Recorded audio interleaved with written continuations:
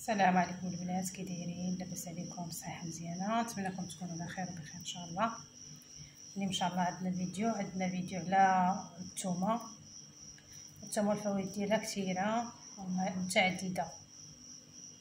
هذيك الصدفيه اللي كتكون في الظفر، يكونوا شي واحد عنده الظفر ديالو مريض ليه تيكون كحل ومسوس، هذا الثومه هذه مزيانه ليه. تيشد الضرس تاع الثوم هذا، تنقيه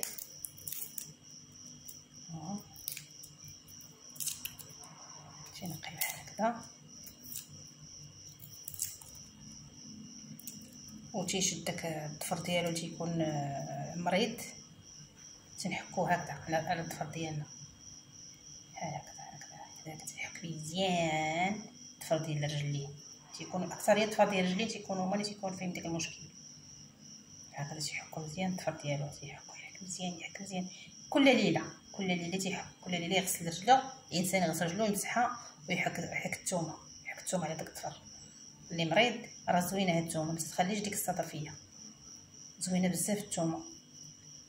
نتمنىكم ان شاء الله تجربوها. هاد الوصفه هذه ديال الثومه للصدفيه راه مزيانه للرجلين، حتى ديك الحكه اللي كتكون في الرجلين حكوا عليها الثومه حتى هي مزيانه ليها. نتمنى ان شاء الله تعجبكم هاد الوصفه هذه وتجربوها.